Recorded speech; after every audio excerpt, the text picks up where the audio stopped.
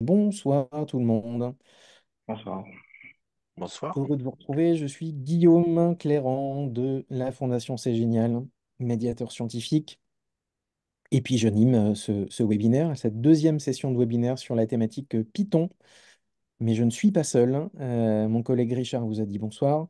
Je suis également accompagné de deux enseignants. Merci de votre présence. Bonsoir Stéphane et Gaël. Bonsoir. Bonsoir. Bonsoir. Bonsoir à tous les deux. Je vous laisserai la parole dans quelques instants pour présenter un projet de labyrinthe qui a été codé en Python par vos élèves. Et moi, je vais basculer de caméra pour vous montrer un exemple que je voulais aborder directement avec vous, un exemple de programmation en Python qui m'est venu à force de coder en bloc. On se dit, on trouve des limitations au fait de coder en bloc. Et l'exemple que vous voyez ici à l'écran, le fait d'avoir du texte qui défile. Je le mets en grand, comme ça tout le monde le verra bien.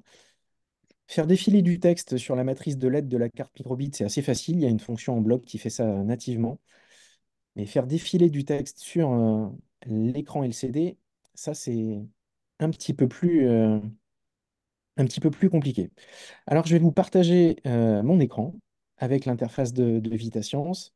J'en profite pour saluer Léo Briand qui est avec nous de la plateforme VitaScience, justement.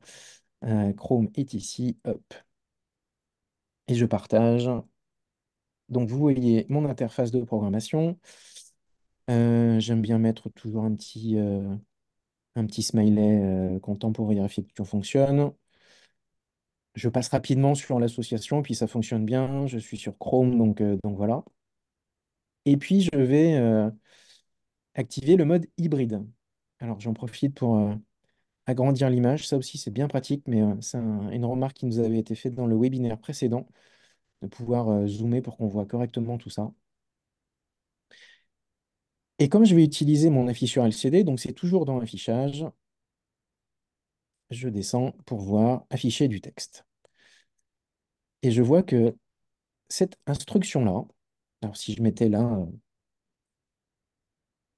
Yes we code, le texte que je voudrais faire défiler, je vois qu'en fait ma programmation bloc, hein, je le déplace un tout petit peu pour qu'on puisse voir correctement. Le bloc me permet de choisir une ligne. Donc, comme il y a deux lignes, bah, soit la ligne 0, qui est celle du haut, ou la ligne 1 pour le bas, et une des positions entre 0 et 15. Et donc, si je voulais faire défiler tout le texte, bah, ça voudrait dire que, il faudrait que je duplique ce code et que je vienne le déplacer. Il faudrait que je déplace, alors peut-être de 2, et puis que je le duplique de nouveau, et que je le déplace et que je me mette à 4, etc., etc. C'est un peu ce qu'avait évoqué Julie dans le webinaire Python de la semaine dernière. Bah, l'informatique est fait pour nous faire gagner du temps. Et donc, les boucles permettraient typiquement d'éviter cet écueil d'avoir à répéter X fois la même chose, quoi. Alors, ici, on voit bien quand même. C'est pour ça que j'ai eu cette idée de faire défiler du texte. On voit que l'instruction en Python, euh, ici, en fait, déjà, elle n'est pas exactement semblable à ce qu'on voit. Je vais en laisser une seule. On voit que ce bloc, affiché du texte, génère en fait deux lignes en Python. Donc une instruction bloc, en fait, est décomposée en deux instructions distinctes. Une première, alors je vais revenir peut-être après sur les instructions pour revenir sur le tout début du programme. On importe toutes les bibliothèques, tout ce qu'il est disponible pour utiliser la carte microbit. Et comme là, j'utilise l'écran LCD, il faut également importer cette bibliothèque LCD underscore I2C, qui est le port sur lequel on communique. Et là, on a défini une variable qui est le fait d'utiliser cet écran LCD 1602, euh, 16, 16 caractères, deux lignes. Donc voilà. Donc cette variable LCD de type donc écran matrice LCD, je fais appel a deux fonctions précises, hein, spécifiques. L'une, set cursor, qui permet de choisir l'emplacement où on veut écrire. Donc d'abord l'abscisse, entre guillemets, donc la ligne, la position, pardon, puis la ligne, l'ordonnée. Et puis le texte à écrire. Donc LCD, on invoque write txt et entrecote ici le texte yes we code. Donc si je voulais ici le faire changer de position, on voit que la position 2, c'est celle qui est écrite qu'on retrouve en premier dans le code dans Python.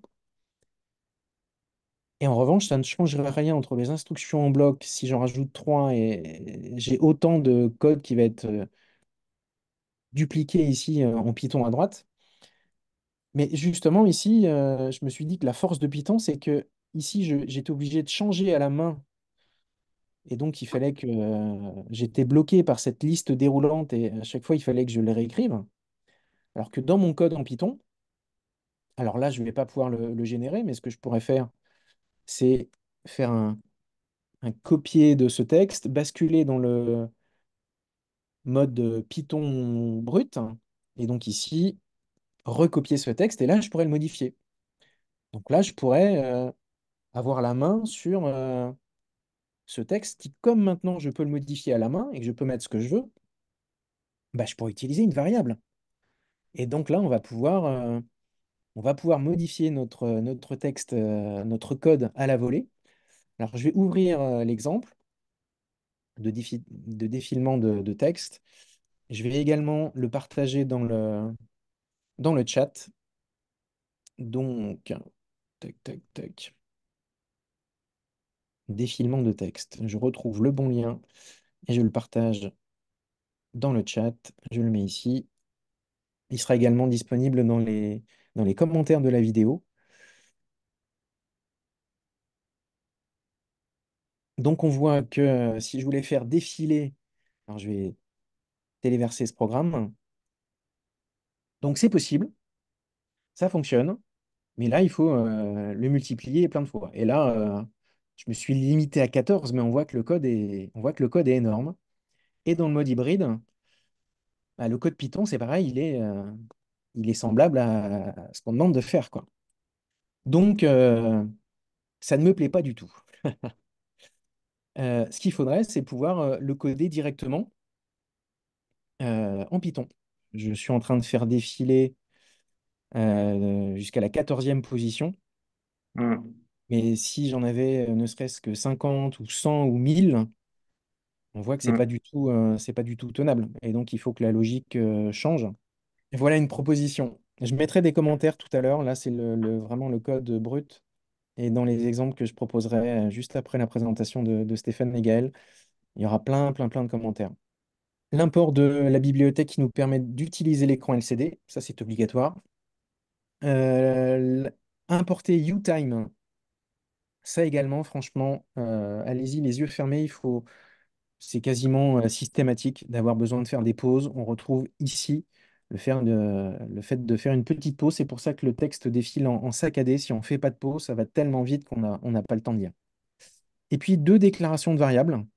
Justement ici un délai, qui est le délai d'attente. Donc on retrouve ici la variable délai que j'ai définie à 1, donc ce qui signifie une seconde, et le texte à faire défiler.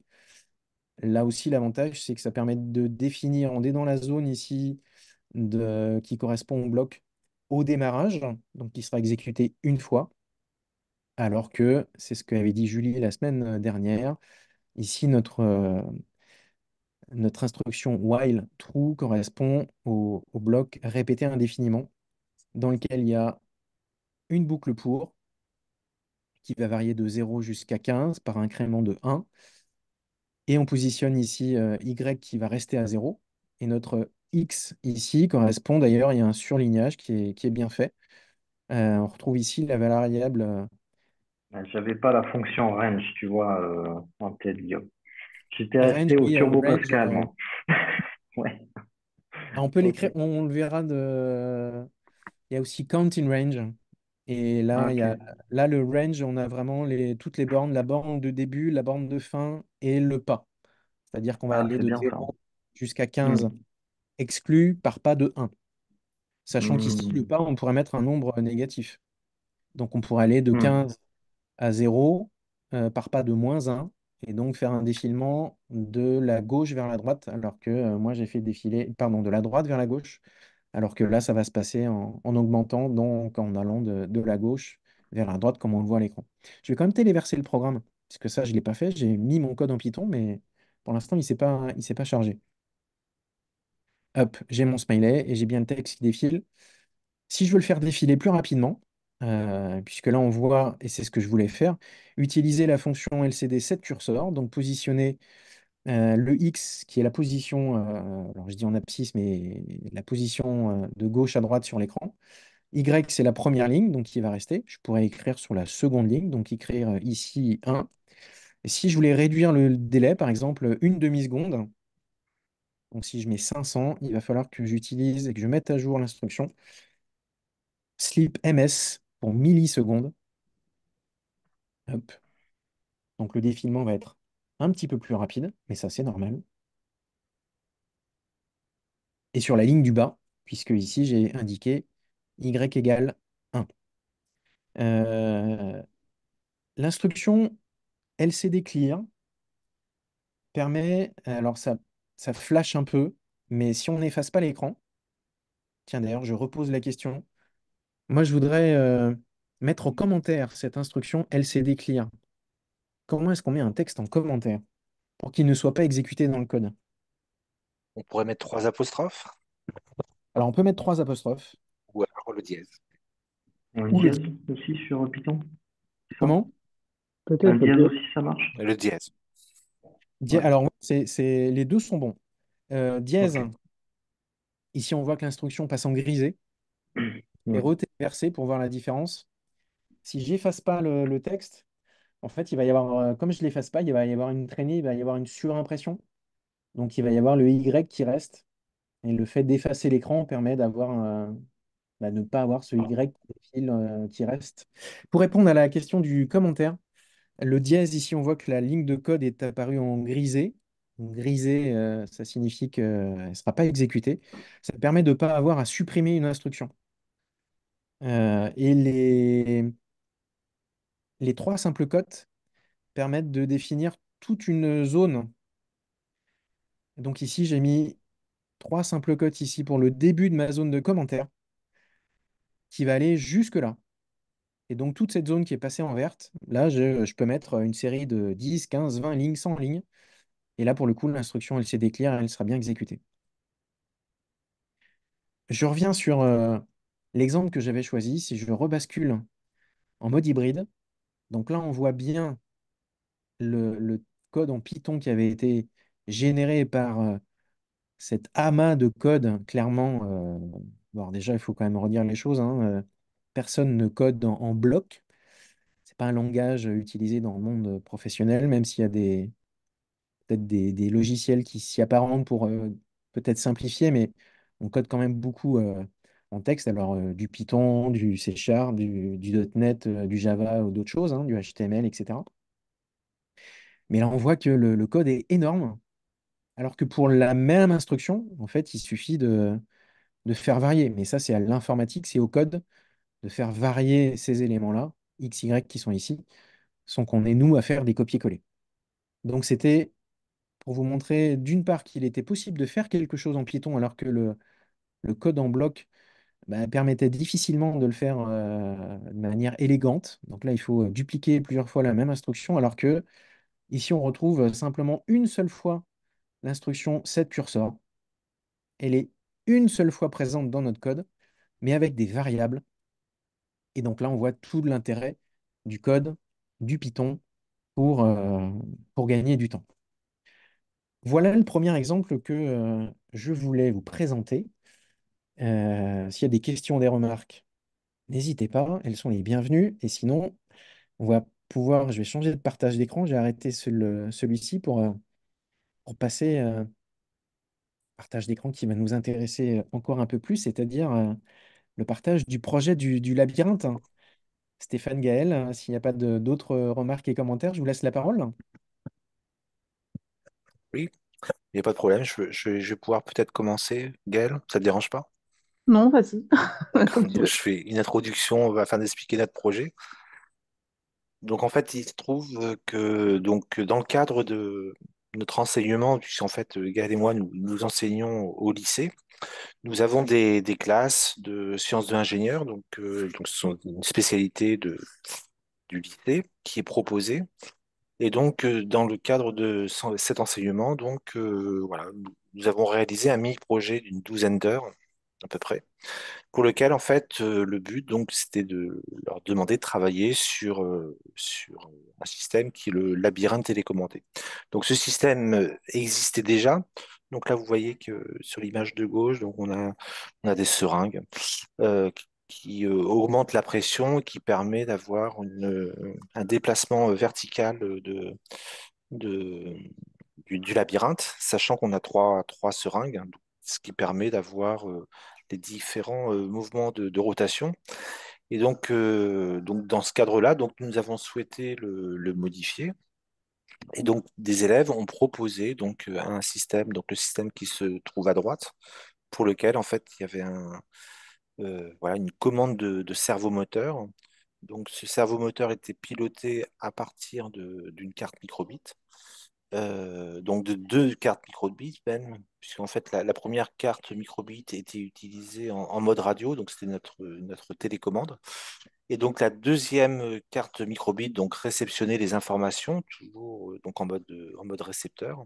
Et il commandait donc cette carte microbit commandait le servomoteur, et donc nous avions un petit système mécanique donc que l'on appelle un Un poussoir. pouce.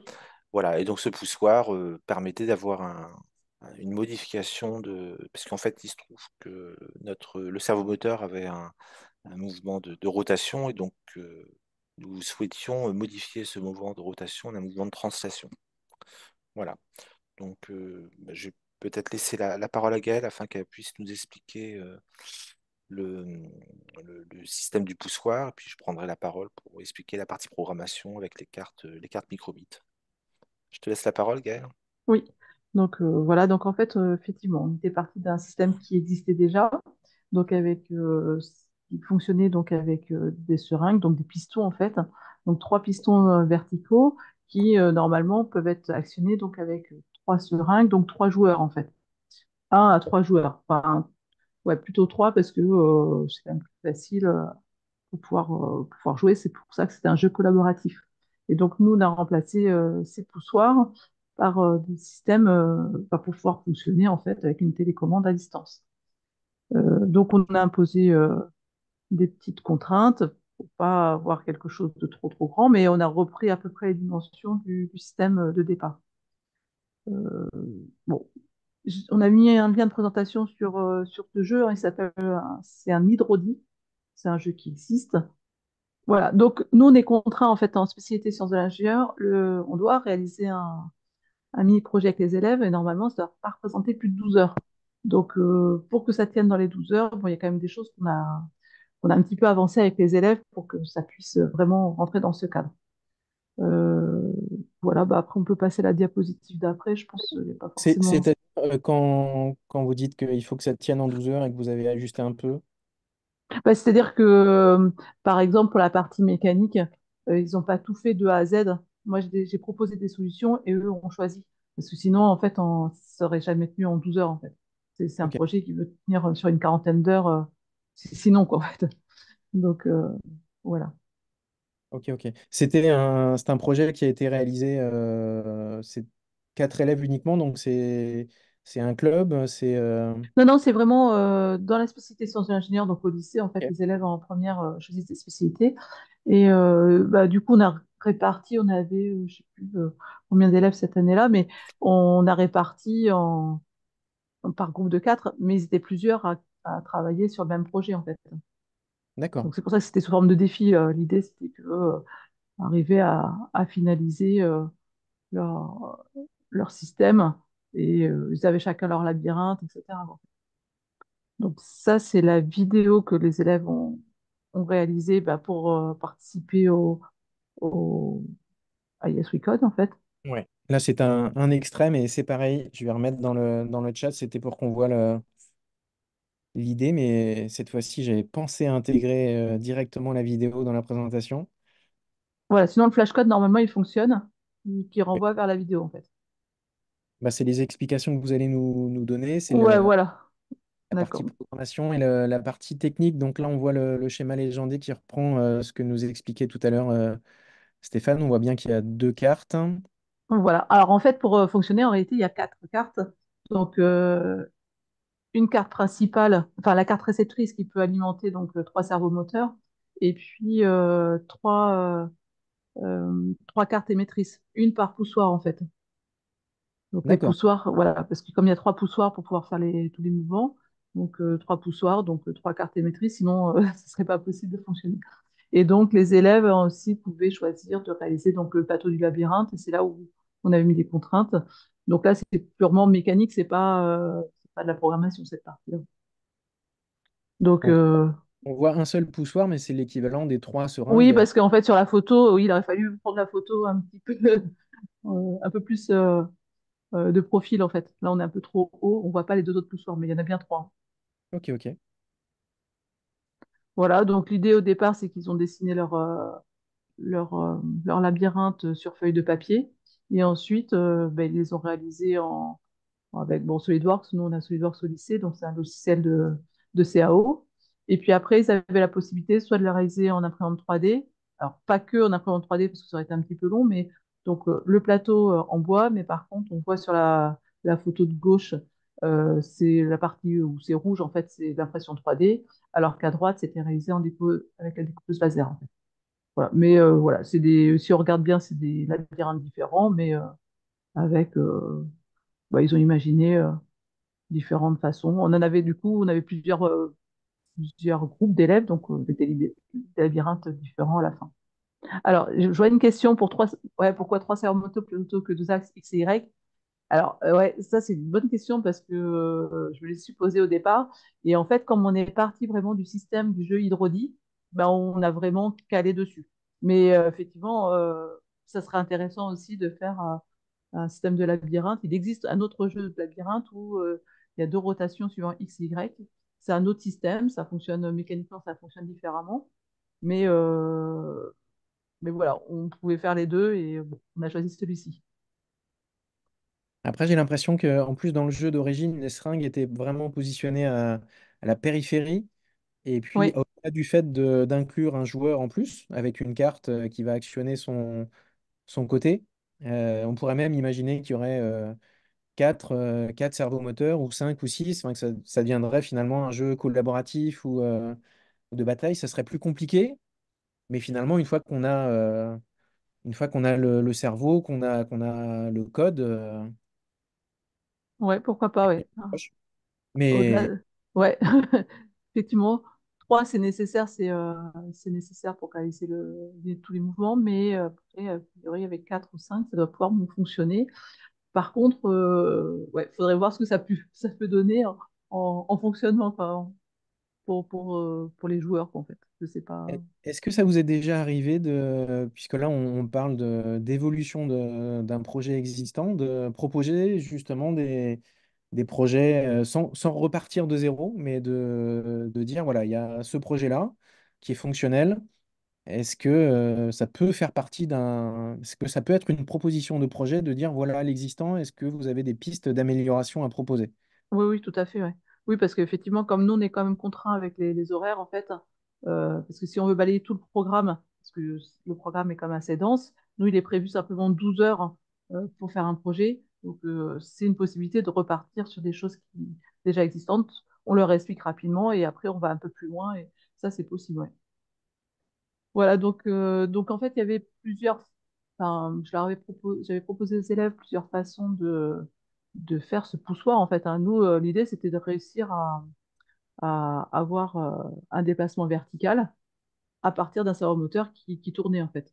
Donc, bon, on a gardé le système bielle-manivelle, mais il en existe d'autres. Il y a des systèmes, par exemple, un système vis-écrou qui pourrait fonctionner, un système pignon-crémaillère. Voilà, donc nous, les élèves, je leur ai proposé des solutions, ils avaient regardé comment ça fonctionnait, et après, bon, bah, ils s'étaient arrêtés sur cette solution. qui me semblait la plus pratique pour notre cas, enfin, pour notre cas de projet, quoi. Mais là, c'était une proposition donc des élèves. Alors, ouais, moi, je leur ai proposé enfin, j'ai proposé trois solutions techniques. Et puis, c'est eux qui ont choisi la solution. En fait, ils ont étudié les trois solutions. Ils ont regardé les avantages et les inconvénients de chacune. Et puis après, par rapport à notre projet, bah, ils se sont rendus compte que c'était celle-ci qui était la plus adaptée parce que finalement, on n'a pas besoin d'un déplacement vertical très important. Et puis, on a le cerveau moteur qui, simplement en tournant sur quelques degrés, permet de créer le mouvement vertical. Donc, ça correspondait tout à fait à notre besoin, en fait. Les autres propositions techniques, c'était quoi? Alors, un système vis-écrou, donc là, ben, en fait, il faut arriver à faire tourner une vis pour qu'un écrou se translate. Et dans ces cas-là, ben, en fait, le cerveau moteur est plus adapté. Il faudrait utiliser des moteurs parce qu'il faut faire tourner sur plusieurs tours. Et du coup, ce serait moins pratique. C'est vrai, j'ai pas mis de photo. Et après, sinon, il y a un système Donc, il aurait fallu, puisque là, c'est un cerveau moteur qui tourne entre 0 et 180 degrés, Ouais, oui, il aurait fallu un cerveau qui tourne à 360 en rotation continue, oui, c'est possible. Après, à piloter, et qui puisse alimenter quoi, une vis sans fin. Et... ouais, ce qu'on appelle un système vis-écrou, ouais, c'est comme ça que ça D'accord. se fait. Et la troisième solution? C'était un pinot crémaillère, un petit peu comme pour les portails coulissants. En fait, le moteur tourne et avec une crémaillère, ça fait déplacer en translation le portail. Ouais, le pignon crémaillère, ben, pareil, il aurait fallu que le pignon puisse faire plusieurs tours. Et nous, c'est vrai qu'on était parti plutôt sur des servomoteurs classiques. Et, mais bon, enfin, je pense que c'est pareil, hein, c'est envisageable aussi, mais ça prendrait un peu plus d'espace. Bon, on est resté sur cette idée-là. Alors c'est vrai qu'il faut reconnaître qu'il y avait plusieurs possibilités, bon, mais après il faut reconnaître que c'est des élèves de première qui apprenaient la discipline, donc c'est vrai qu'on ne voulait pas non plus s'éparpiller, mais c'est vrai qu'au niveau terminal, ce serait peut-être à eux d'apporter une solution, parce qu'on aurait un peu plus de temps, enfin, surtout au niveau des Oui, filières oui, en terminale, on a aussi technologiques. un projet à faire. Mm. Ouais. Après, Parce qu'effectivement, on aurait très bien pu utiliser un servomoteur à rotation continue. Là, bon, on leur a proposé effectivement de travailler sur un servomoteur classique pour lequel l'angle varie entre 0 et 180 degrés. mais ça peut faire partie. Mais là, effectivement, je vois bien la contrainte de temps. C'est ce qui ressort souvent de la démarche projet, de se dire, bah, donnons-nous les moyens de tester une, deux, trois, quatre propositions. Je vois que Léo Briand dans le chat a proposé de tester, enfin d'utiliser l'accéléromètre Ouais. de la carte microbit plutôt que les boutons poussoirs et donc Ouais. Oui, non, mais c'est une très bonne idée, je suis complètement il d'accord. y aurait plein d'options, mais là Oui, effectivement, et si, et si, et si, on voit bien la limitation du temps, hein, oui. la limitation principale à laquelle on est Ouais, tous puis, contraints, mais de se dire, tiens, bah, testons, faisons plusieurs modèles de labyrinthe. En 3D, en découpage laser, avec trois solutions techniques ou bien la carte microbit et son accéléromètre, et voyons ce qu'il y a de plus fiable, de plus facile, de plus simple à entretenir, à maintenir, etc., etc. Mais Et puis passons donc au code, le plus sympa d'utilisation aussi. et le plus Et sympa pour jouer, puisque c'est un jeu, effectivement. voilà, c'est ça. Le plus sympa à prendre en main ou le plus simple à prendre en main pour les joueurs. Ouais. Oui. Bon, je vais reprendre la main, Gaël. Ça te dérange pas? non, c'est bon, ça va aller. Donc oui, donc en fait, au niveau de notre projet, donc voilà, on travaille à deux hein, en co-enseignement. Donc moi, je m'occupais plus particulièrement de la partie programmation. Donc c'est vrai que là, c'était l'une des premières fois où on utilisait les cartes microbit. Hein. C'est vrai qu'on, voilà, auparavant, on utilisait un autre microcontrôleur et c'est vrai que voilà, la carte microbit nous permettait de travailler en Python et c'est vrai que pour nous, l'utilisation du Python, c'était quelque chose que nous recherchions. Alors, recherchions à plusieurs titres. Alors, c'est vrai que mercredi dernier, voilà, il y avait certaines questions concernant l'utilisation des blocs ou l'utilisation du langage Python. Alors, en fait, bon, nous, le choix du Python s'est fait voilà, assez naturellement, tout simplement parce que c'est vrai que voilà, on a des élèves qui sont en première ou en terminale, et puis voilà, donc certains, même, ils sont même de plus en plus nombreux à travailler sur des blogs depuis la sixième. Donc voilà, donc on arrive un tout petit peu en fin de course, donc on les a voilà 6 ans après la sixième, et c'est vrai qu'ils ont envie d'apprendre des nouvelles choses. Et les blocs, voilà, ils l'étudient au collège, donc que ce soit en mathématiques ou en technologie. Donc voilà, donc, nous c'était une façon de programmer différemment. Et puis, comme Guillaume le disait tout à l'heure, c'est vrai que c'est voilà, dans le monde de l'industrie, on code principalement dans un langage de programmation évolué. Donc voilà. Et, et la deuxième raison, c'est que le langage de programmation utilisé au lycée, donc c'est le langage Python. Tout simplement parce que voilà, il y a des épreuves du baccalauréat pour lesquelles il peut y avoir des questions plus ou moins longues selon la spécialité qui utilise le langage Python. Voilà pour la raison pour laquelle en fait on s'est dirigé vers la carte microbit et la programmation Python. Voilà. L'autre microcontrôleur que vous utilisiez avant, c'était quoi? Avant Alors on Microbit? utilisait on a utilisé les cartes Arduino en fait. D'accord. Les cartes Arduino pour lesquelles en fait on faisait la programmation en C++. Mais c'est vrai que voilà, il se trouve qu'au niveau du lycée, le langage de programmation que l'on doit tous utiliser, que ce soit en mathématiques, en sciences physiques, en NSI. NSI, c'est la spécialité numérique et sciences de l'information, ou en sciences de l'ingénieur. Donc, c'est le langage Python. C'est un peu le langage universel du lycée. Donc, c'est pour cette raison nous, on a voulu évoluer, utiliser les cartes microbits. Et c'est vrai que les cartes microbits sont relativement simples d'utilisation, avec que ce soit les LED, l'accéléromètre, les boutons poussoirs. Donc, c'est vrai que c'était assez facile à mettre en œuvre. D'autant plus que voilà, on a souvent la contrainte du temps qui fait qu'on arrive à avoir des programmes plutôt sympathiques à faire voilà, et puis les élèves ont le sentiment de bien réussir. Donc c'est vrai que c'était l'idéal pour nous en fait.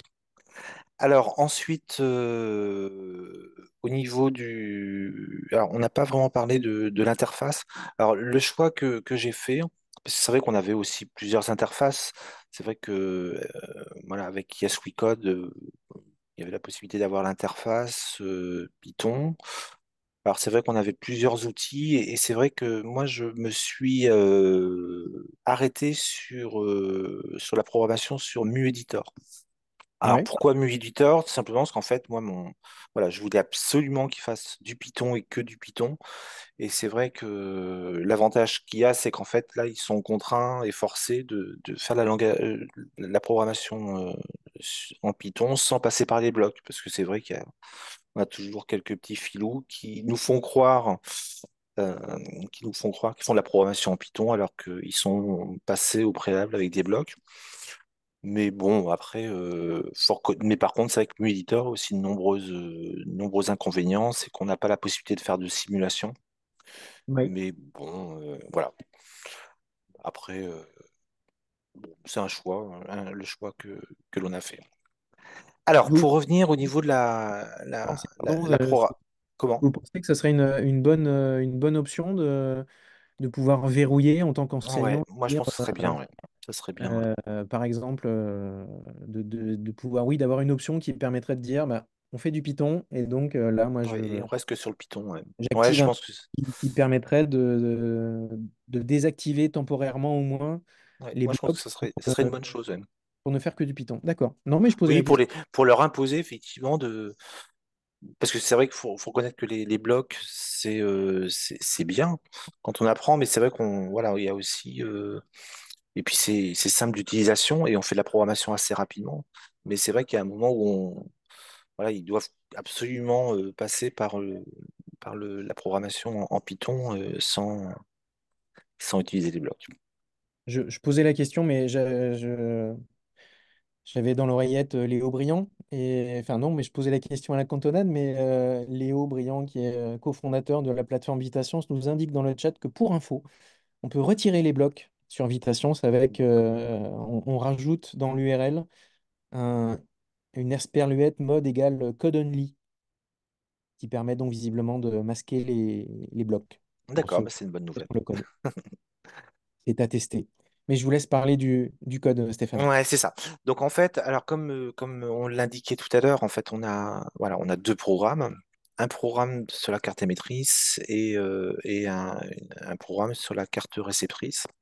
Alors c'est vrai que quand on voit un programme comme celui-ci, que l'on est néophyte, c'est vrai que c'est pas toujours évident pour les élèves d'arriver à ce résultat-là, surtout que là, on avait un certain nombre de difficultés pour des néophytes, telles que effectivement donc la compréhension de l'utilisation des différentes fonctions telles que bouton A, waspressed ou bouton B, waspressed.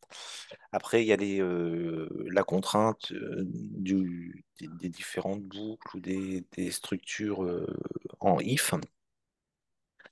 Et en plus de ça, nous avions l'utilisation de la carte réceptrice. Donc c'est vrai que ça faisait le programme n'est pas très très long, mais c'est vrai que pour l'élève qui n'a jamais programmé, c'est une difficulté voilà, qui peut lui paraître euh, une difficulté relativement importante à ses yeux. Alors c'est pour cette raison que au préalable, une semaine, 15 jours avant, donc j'avais fait des séances de travaux pratiques pour lesquelles en fait séparément j'utilisais on travaillait sur l'utilisation des boutons poussoirs. On a aussi travaillé sur l'utilisation de la télécommande de façon à pouvoir séparer les difficultés. Mais il faut reconnaître que une fois que j'avais fait ces différentes séances de travaux pratiques, ils étaient quand même plutôt à l'aise par rapport à l'utilisation de la programmation en Python.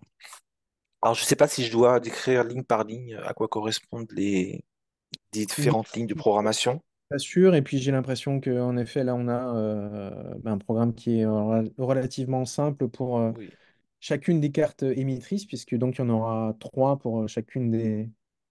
c'est ça. Donc voilà, sachant qu'on utilisait trois télécommandes, donc il fallait avoir trois adresses différentes. Donc là, dans l'exemple que l'on a, donc on utilisait l'adresse 3 groupe 5, sachant que voilà, tout simplement pour vous, enfin, pour comprendre en fait qu'il fallait utiliser différentes adresses. Et puis donc si on va Ensuite, regarder cette fois-ci le code de la et au du. niveau de la carte réceptrice, effectivement, on utilisait la même adresse et le même groupe. Et ensuite, donc au niveau de la carte réceptrice, donc là alors là, là on n'a que la moitié du programme, hein, parce qu'en fait, il est sur deux diaporamas. Donc, on va peut-être revenir au début de la programmation de la carte réceptrice. Donc, les cinq premières lignes, donc c'est simplement voilà, euh, rappeler l'utilisation des bibliothèques. Donc, la première ligne, un from microbit import. Définition des différentes variables. Donc, état égal à 0 et impulsion est égal à 1500. Alors, c'est vrai qu'au niveau de la carte réceptrice, nous avions aussi la difficulté supplémentaire d'utiliser un cerveau moteur. Mais pour cela, en fait, ils avaient au préalable déjà utilisé le cerveau moteur avec la bibliothèque correspondante. Et ensuite, donc toute la deuxième partie du programme, donc au niveau de la carte réceptrice du diaporama précédent, Ok. voilà. Donc on avait la définition d'une fonction qui s'appelle setCerveau, pour lequel en fait on avait l'explication de l'utilisation de la fonction qui permettait de commander le cerveau moteur. Donc j'ai mis des petits commentaires pour indiquer à quoi correspondait, comment fonctionnait le cerveau moteur. Alors en fait, il se trouve que le cerveau moteur fonctionne, c'est la variation du rapport cyclique. Alors le rapport cyclique, c'est la durée de l'impulsion à l'état 1. Et en faisant varier la durée de l'impulsion, en fait, on avait un angle qui variait, en fait. Et selon la durée de, de cette impulsion, ben, on a voilà, l'angle qui varie entre 0 et 180 degrés. Donc il suffisait dans la fonction d'indiquer simplement la valeur de l'impulsion. Et cette valeur de l'impulsion, dans cette fonction, permet automatiquement d'avoir d'avoir un angle défini, prédéfini au niveau du cerveau moteur. Donc on va peut-être pouvoir passer à la deuxième, la fin du programme. Donc, comme l'indiquait Guillaume tout à l'heure, donc on a le while true qui permet d'avoir Voilà, une boucle infinie, hein, donc une répétition du fonctionnement. Et selon l'information reçue, donc dans la carte émettrice, on avait effectivement utilisé les boutons poussoir A et le bouton poussoir B. Donc si l'on reçoit l'information on qui correspondait à l'appui sur le bouton A de la carte émettrice, euh, on décomptait la valeur de l'impulsion qui permettait de d'avoir un angle l'angle qui diminuait, c'est-à-dire qu'en fait, initialement, donc on avait un angle de 90 degrés, et à chacune des impulsions, et ben en fait, le poussoir ou le servomoteur tournait de 10 degrés supplémentaires dans un sens ou dans l'autre, selon que l'on appuie sur le bouton A ou le bouton B. Donc, il fallait effectuer des appuis successifs. C'est simplement des appuis ouais, successifs. C'est-à-dire qu'en fait, le fait d'appuyer sur le bouton A permettait d'incrémenter ou décrémenter la variable impulsion. Et donc, ce qui permettait de faire tourner le moteur dans un sens ou dans l'autre. Effectivement, si je Donc, vois bien. quand on vient sur la carte émettrice, ici, donc si on appuyait sur A, alors on envoyait l'information on. Si on appuie sur B, on envoie l'information off. Et donc quand on revient sur la carte réceptrice, on Et s'aperçoit que le bouton on permet. bon, je me permets du coup, Oui, Stéphane, d'utiliser la fonction dans le code was pressed. Donc A a été was pressé. pressed. Et quand on Oui, c'est ça. relâche le bouton, C'est ça. que le, que l'événement, enfin que le message on ou off est envoyé. C'est ça. Donc, donc voilà. Ok. Et donc la fin du programme, et ensuite, une fois que l'on avait soit incrémenté, soit décrémenté la valeur de l'angle, eh ben, on utilisait la fonction set-cerveau qui permettait d'avoir l'angle compris entre 0 et 180 degrés. Et Les puis élèves ont après, des questions sur le code ou non, parce que finalement, ça c'est. Alors, en fait, je leur ai donné un tutoriel sur Internet qui explicitait un tout petit peu les différentes l'utilisation de toutes les fonctions. Et d'ailleurs, oui, vous la avez dernière, voilà, partagé? c'est ça, exactement. Donc, j'ai partagé, donc il y a un lien, un tutoriel microbit Python, donc sur le site GCWorks, qui permet effectivement de- d'expliquer différentes utilisations de la carte microbit en utilisant le logiciel MuEditor. Voilà. Euh, Je le mets également dans le chat. Hmm. ouais. Donc, non, non, ça s'est plutôt bien passé. Donc, voilà. Donc, on n'a pas eu de gros soucis au niveau de la partie programmation. Et est-ce que le projet en lui-même, il a été présenté et utilisé par d'autres élèves au-delà de la classe? Est-ce que ça a fait l'objet d'une présentation à plusieurs élèves du Et non, lycée? parce qu'en fait, non, on était vraiment à la fin de l'année et où, c'était compliqué après. On n'a pas eu le temps, on n'avait pas assez de recul en fait. Bon, Mais c'est vrai que c'était notre première expérience avec les cartes microbits. Mais c'est vrai que en échangeant depuis une heure, c'est vrai qu'il y a d'autres solutions qui auraient pu nous apparaître, et notamment au niveau de la programmation en Python. C'est vrai que l'accéléromètre peut être une solution. Bon, là, on avait fait le choix d'utiliser le bouton A et le bouton B, mais, euh, mais, euh, ah, mais mais c'est c'est vrai une que proposition voilà. parmi plein Après, d'autres. c'est toute la richesse de l'utilisation de la carte microbit, puisqu'en fait, c'est vrai que ça permet, voilà, selon leur imagination, d'avoir différentes utilisations et différents types de programmation de la carte. Très bien, merci beaucoup. Donc, voilà. Est-ce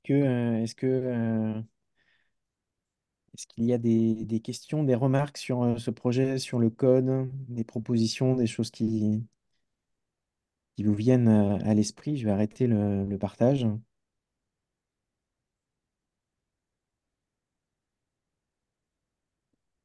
Merci beaucoup en tout cas d'avoir partagé votre expérience, les, les exemples de la réalisation technique qui a été choisie avec la bielle et le cerveau 0180, la présentation du code détaillé et puis la contrainte de temps qui revient quand on est en mode projet. Merci beaucoup. Merci. Euh, Ce que je vous propose, hein, alors je vais partager mon écran euh, rapidement pour illustrer ce que vient de dire Léo, que je retourne sur la bonne fenêtre.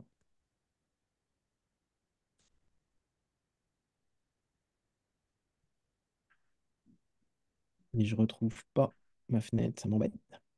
Chrome, voilà. Euh, Hop, ici, je vais surligner dans l'URL l'élément code only. Alors, c'est peut-être une astuce que les élèves eux-mêmes pourront découvrir, mais on voit bien que ici, j'ai toujours le simulateur, mais j'ai plus accès aux blocs. J'ai plus les blocs, j'ai plus le mode hybride, et donc je ne peux pas l'enlever. Comme je suis malin comme un élève, hop là, si je modifie l'URL et que j'enlève ça, oh, je retrouve tout ça. Donc voilà, si on leur dit pas, s'ils ne regardent pas le replay, il y a une chance pour qu'ils restent en bloc. Mais c'est quand même c'est une question et donc il y a une proposition que moi j'aime beaucoup. Je ne savais pas que ça existait et j'ai appris quelque chose, donc déjà ça me plaît bien. Il nous reste un tout petit peu de temps, je parle sous le contrôle de Richard. Ah ben voilà, ça Ouais, il est. Oui, oui, oui. 35 minutes. c'est un exemple de code avec plein de commentaires. Alors il y a plein d'écoles, hein. Il y a ceux qui pensent qu'il en faut plein et ceux qui pensent que trop de commentaires voilà, fait qu'on s'en sort plus. Je vais le téléverser sur la carte. Une erreur s'est produite. Bah oui, ça arrive, mais j'ai fait tellement de choses. Et j'ai plus besoin d'ailleurs de l'écran LCD. J'aurais pu l'enlever. Je vais d'ailleurs le débrancher.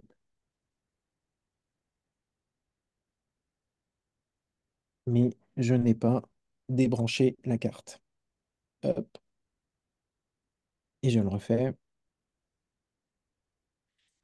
Donc je refais mon association. Ça se téléverse correctement. Et je vérifie simplement que vous voyez bien. Hop.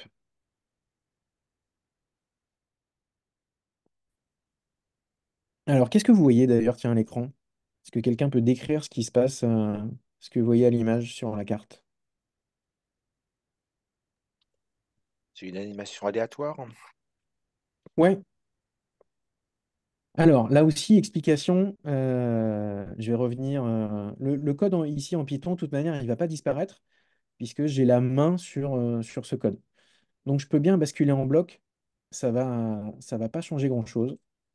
Euh, L'exemple de ce programme où vous voyez les LED ici qui s'affichent de manière aléatoire et avec une intensité lumineuse distincte, c'est que ici, si je prends un bloc pour choisir d'afficher, d'allumer tel et tel LED sur l'écran, le code Python associé me génère ici cette ligne-là. Donc on définit une variable donc qui s'appelle ici LED image, je pourrais l'appeler autrement, et on va définir ensuite quelle est de format image, et on va positionner, on va utiliser des chiffres. Donc ici, on a uniquement 0 et 9.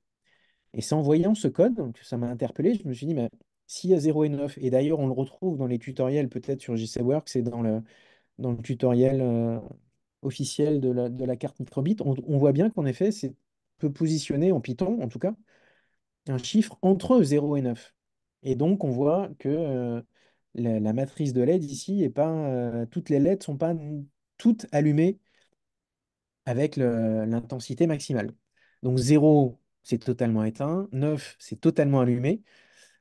Et on voit bien, encore une fois, tout à l'heure, j'avais pris l'exemple de, on n'a pas la main sur la position X, Y sur la matrice, sur l'écran LCD.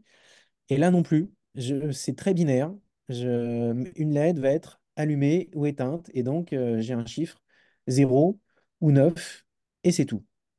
Donc là encore, je trouvais intéressant de montrer à des élèves que le bloc a son utilité, notamment pour la prise en main du code. Et si je rebascule en Python, cette fois-ci, je vais faire une explication de texte. Alors, je vais zoomer un petit peu plus. Euh, le fait d'importer la bibliothèque mathématique, quand j'ai regardé le code ensuite, je me dis, mais on n'en a pas besoin. Donc ça, c'était un import, mais qui n'était pas nécessaire. Random, puisqu'il va y avoir des chiffres aléatoires, on le voit ici, je le surligne en vert, un nombre aléatoire, bah donc il faut importer cette bibliothèque. Et uTime pour faire des pauses. Ça aussi, je vous ai dit que ça allait être obligatoire. Donc le début du programme qui correspond à ma boucle euh, au démarrage. Comme j'aime le faire souvent, un petit smiley heureux. On l'a vu au tout début du programme. Je vais redémarrer la carte. Il apparaît là pendant 2 secondes. C'est le délai que je lui ai demandé. 2 secondes ici. Alors là, j'ai vraiment pris le parti de tout détailler. Alors ce code-là, d'ailleurs, je le remets dans le chat. Hop, ici, je vous affiche le chat et je partage le code. Euh, donc j'ai vraiment pris le parti de commenter chaque ligne. Euh, Peut-être que pour débuter, ça peut être intéressant. Quitte à ce que là, il y a un grand paragraphe. Alors on aurait pu, comme on l'a vu tout à l'heure, mettre trois triples cotes au début et à la fin et éviter de mettre les hashtags. Ça aurait été exactement la même chose. Donc toute une zone de commentaires ici où j'ai même mis plus d'infos sur le site officiel. Donc là, je peux mettre un lien. Il n'est pas cliquable, mais si on voulait aller voir la documentation officielle, rien ne nous y empêche. Et donc, j'ai mis quand même, d'où le fait que ce bloc soit assez volumineux, le but du programme. Ici, c'est d'allumer chacune des 25 LED avec plus ou moins d'intensité et de façon aléatoire et continue. Et continue, c'est pour ça que c'est dans la boucle while true, répétée indéfiniment. Et donc ici, on explique que la variable img, elle va prendre une série de textes avec des valeurs comprises entre 0 et 9. Et je rappelle la syntaxe. La syntaxe ici, donc, alors image ou forme ou matrice ou nombre de lettres, enfin, on l'appelle comme on veut. Mais là, en revanche, c'est avec un I majuscule, euh, une syntaxe imposée et une série de 5 chiffres entre 0 et 9 séparés par 2 points. Euh, donc ici, le code qui est représenté là affiche une croix. Et faut bien penser à mettre 2 points pour séparer chaque ligne de 5 caractères. Donc ici, image va être comme on veut que ce soit du texte, puisque là, normalement, on voit qu'il y a des simples cotes. Donc il faut qu'en fait, mes chiffres entre 0 et 9, il va falloir les convertir en texte. Donc pour convertir en texte, c'est l'instruction str comme string, qui veut dire chaîne de caractères en anglais. On va prendre un nombre aléatoire entier, dont ici le rand int, un nombre aléatoire entier. Et moi, j'ai triché un peu, j'ai directement rempli toute une ligne. Donc en fait, j'allais pas choisir véritablement un nombre aléatoire 25 fois. Je prends un chiffre compris entre 10 000 et 99 999. Mais il y aura peu de différence entre une intensité 0 et une intensité 1. Et je le concatène, donc d'où le plus. Donc on peut additionner des chaînes de caractères un peu comme on additionne des chiffres. Je le concatène avec une chaîne de caractères qui contient 2 points. Ça permet ici de définir la chaîne de caractères de la deuxième ligne. Et donc là encore, la même instruction. On convertit en texte un entier aléatoire entre 10 000 et 99 999.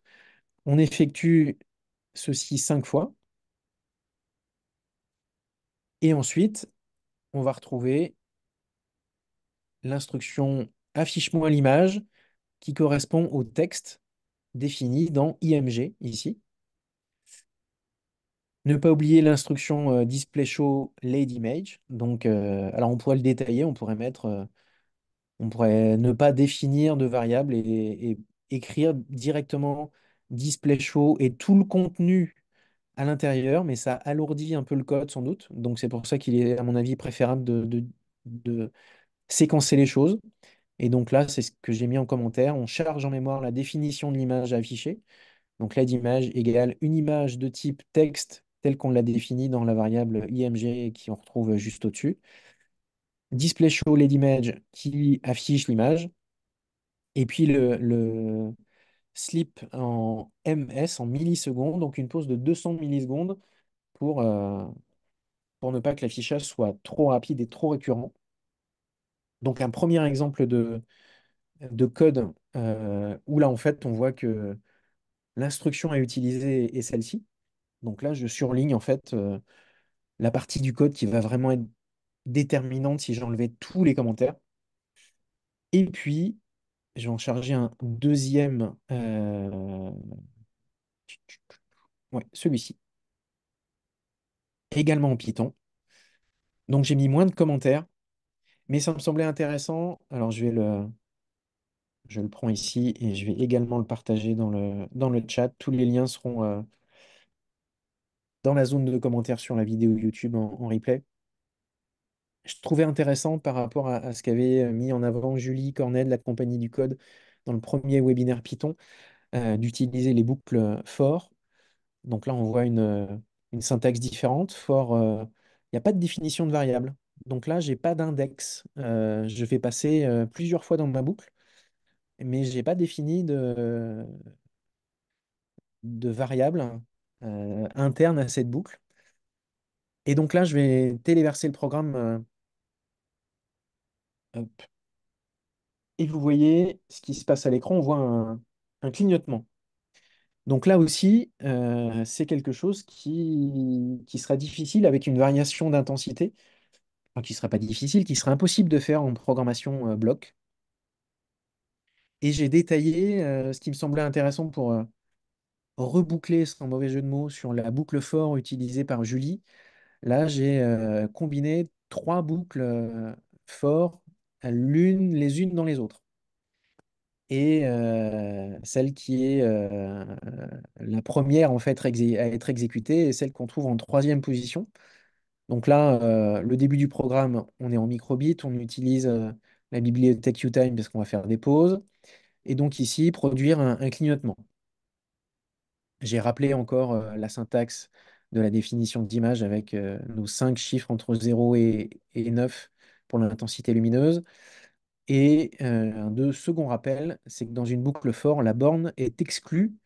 Donc ici, dans cette syntaxe, on va aller de 0 jusqu'à 9. Donc ça tombe bien, c'est ce que je veux faire, puisque moi, je veux augmenter la luminosité, là, dans mon clignotement, en allant de 0 jusqu'à 9. Et donc, la borne 10 étant exclue. Et puis, euh, cette seconde boucle for, tout comme la suivante, à chaque fois, on va aller par jusqu'à 5, exclus, donc de 0 à 4, ce qui nous fait bien 5 éléments. Cette boucle-ci correspond à... Là, cette fois-ci, j'ai bien défini chaque chiffre à la main, mais je voulais pas écrire... je voulais pas l'écrire à la main. Je voulais pas faire euh, plusieurs fois 0 et je voulais pas l'écrire. Je voulais que ce soit le code qui génère tout ça. Donc ici, ma variable img, j'ai repris la même. Alors là, on voit en la sélectionnant, on voit qu'elle est, on la retrouve. Elle est surlignée dans VitaScience, là, dans tous les endroits où elle apparaît. Ça peut être pratique pour savoir si on l'a bien définie, à quel endroit on la retrouve ensuite dans le code. On peut indiquer qu'une variable prend sa valeur précédente et à laquelle on ajoute quelque chose.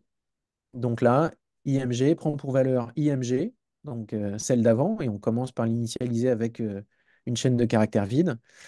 Et on ajoute là une chaîne de caractères qui correspond à la luminosité. Comme on va passer de 0 jusqu'à 9, j'ai bien défini luminosité au début ici de mon programme comme étant égal à 0.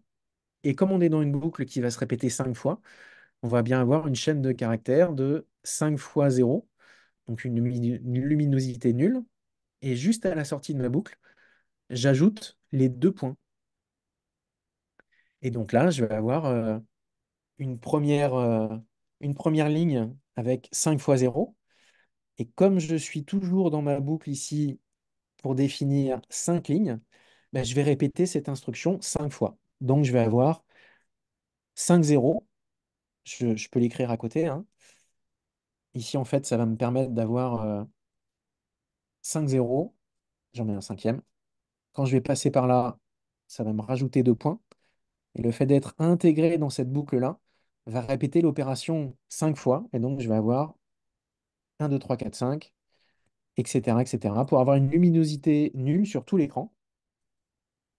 Et une fois qu'on a effectué tout ceci, on va augmenter la luminosité. Alors, dans l'ordre, j'aurais pu dire affiche-moi l'image. Donc là, ça veut dire qu'on va avoir, on affiche une image avec 5 fois des zéros partout. Donc un écran totalement éteint. Mais comme on incrémente, alors c'est une manière de le faire, ça aussi on l'a vu dans le précédent programme. Hop là, j'ai changé de, j'ai changé d'onglet. Euh, je voulais rajouter un commentaire. Ici, pour incrémenter, j'aurais pu aussi dire, alors luminosité, on voit d'ailleurs que ma variable est locale est reconnue. Donc là, dès que je tape lumi, il me propose luminosité. Donc je peux appuyer sur la touche tabulation. Donc la complétion se fait automatiquement. Je pourrais écrire que luminosité égale luminosité plus 1. Mais comme lors du webinaire de la semaine dernière, un enseignant a rappelé cette syntaxe qui existe aussi, les deux sont possibles. Donc c'est pour ça que je le rappelle. Souvent en informatique, il n'y a pas qu'une seule manière de faire, plusieurs manières sont possibles. J'incrémente la luminosité de 1. Et donc, mais ici, ça veut dire qu'on va recommencer. Je vais générer, puisque je repositionne évidemment image à une chaîne de caractères vide, et on recommence. Donc je vais ici, si je fais l'équivalent de ce que la production de cette boucle, 5 fois le caractère 1. Ici, cette ligne va permettre d'ajouter les 2 points. Et donc, on va de pas à pas afficher une luminosité un peu plus grande. Et on va progresser, le tout étant inclus dans cette boucle pour.